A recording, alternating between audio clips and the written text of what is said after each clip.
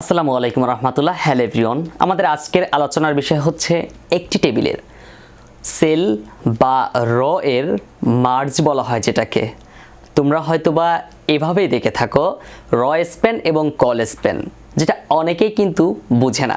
তো তোমার জন্য এই ভিডিওটি এতটাই গুরুত্বপূর্ণ ভাবতেও পারবা না। সো পুরো ভিডিওটি তোমাকে দেখতে হবে, তাহলে তুমি ভাবতে পারবা কতটা গুরুত্বপূর্ণ তোমার জন্য।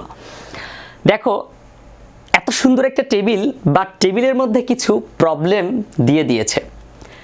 এই যে দেখতে পাচ্ছ, এই ঘরটা একটু বড়, যেটা এইখানে দুইটা ঘরের সমান এই ঘরটা। আবার দেখো, এই ঘরটা এতটাই লম্বা যা এখানে তিনটা ঘরের সমান। এখন এগুলো আমাদেরকে মূলত ট্যাগের মাধ্যমে আর্ট করতে হয়। আমরা কিন্তু বাস্তবে যদি আর্ট করা যেত, তাহলে পরীক্ষার খাতে আমরা জাস্ট এটা আর্ট করে দিয়ে আসতাম, এটা নিয়ে আর মাথা ঘামানো লাগতো না। বাট এখন HTML ট্যাগের মাধ্যমে এটা লিখতে গেলে একটু পেজ তো লাগবেই। সো পূর্বের মতো আমাদেরকে শুরু করতে হবে HTML ট্যাগের মাধ্যমে, দেন আমাদেরকে বডি ট্যাগ দিতে হবে, তারপর টেবিল ট্যাগের মাধ্যমে এই লেখাগুলো শুরু করতে হবে। ওকে, তো শুরু করি। প্রথমে আমরা লিখব HTML ট্যাগ, HTML। এবার আমাদেরকে একটু ছোট করে লিখতে হবে, কারণ এখানে অনেক লেখা আছে।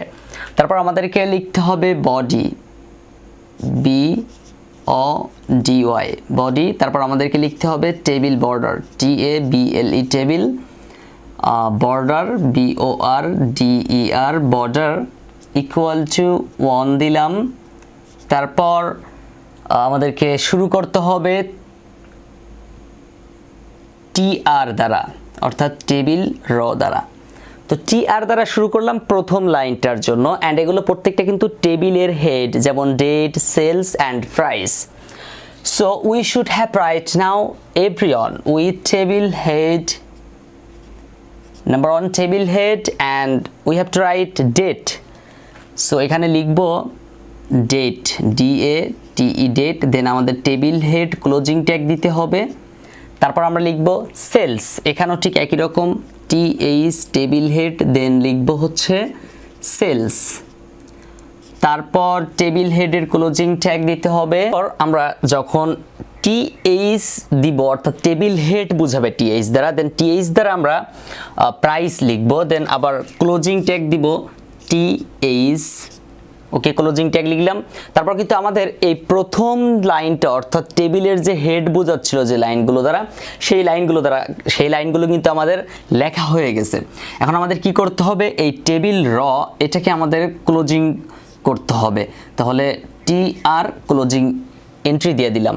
ওকে, তারপর আমাদেরকে আবার এই দ্বিতীয় লাইন শুরু করার জন্য আমাদেরকে TR দ্বারা শুরু করতে হবে। TR ট্যাগ দিলাম, অর্থাৎ টেবিল র ট্যাগ দিলাম।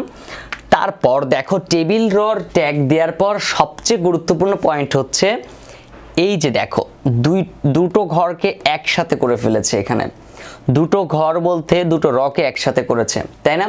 এবং সেটা দুটো ঘরকে যে একসাথে করেছে, কি একসাথে করে ফেলেছে, এই যে 1/7/20 এই তারিখ, তাই না? এটাকে টেবিল ডাটা বলা হয়, স্পেসিফিক টেবিল ডাটা বলা হয়। তো আমরা এখানে এর আগেরগুলোতে টেবিল হেড দিছিলাম, এখন দিব টেবিল ডাটা।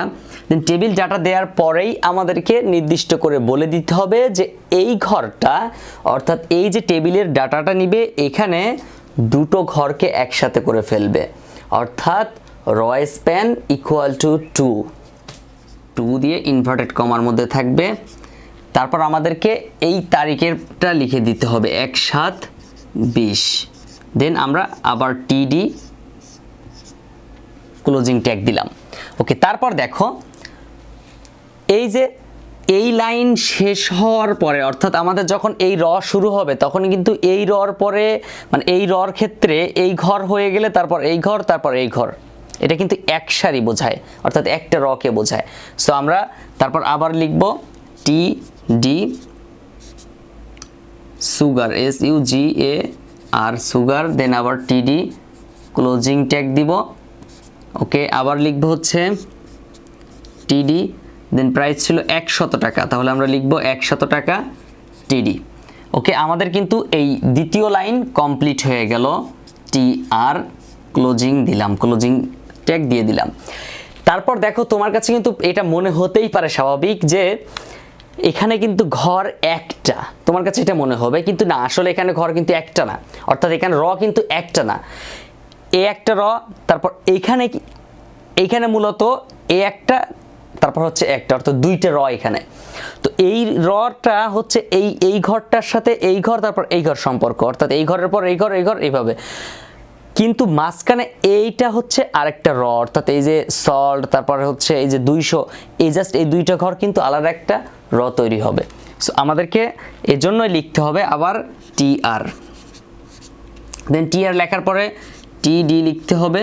টিডি হচ্ছে সল্ট, SALT সল্ট, দেন টিডি ক্লোজিং ট্যাগ দিব, তারপর লিখতে হবে আবার টিডি লিখতে হবে, দেন লিখতে হবে 200, ওকে ক্লোজিং ট্যাগ লিখলাম। ওকে, তাহলে আমাদের আরেকটা টেবিল র কমপ্লিট হয়ে গেল। এর জন্য আমরা টেবিল র ক্লোজিং ট্যাগ লিখলাম, এই যে এই লাইনটা। তারপর দেখো এটা হচ্ছে একদম লাস্টের লাইন, এটাও একটা র। এখন এই লাস্টের যে রটা আছে, এই লাস্টের রটার ক্ষেত্রে দেখো একটু খেয়াল করে, এ একটা কয়টাকে একসাথে যুক্ত করলো? 3টাকে, তাই না? এটা একটা টেবিল র, সো আমরা এখানে লিখব টি আর, দেন এটা টেবিলের একটা ডাটা, সো আমরা লিখব টি ডি।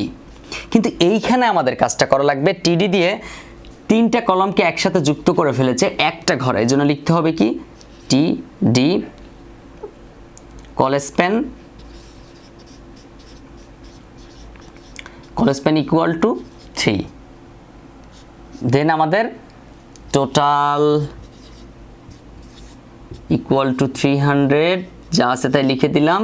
তারপর টিডি ক্লোজিং ট্যাগ লিখলাম, তারপরে টিআর লিখে ক্লোজিং দিলাম,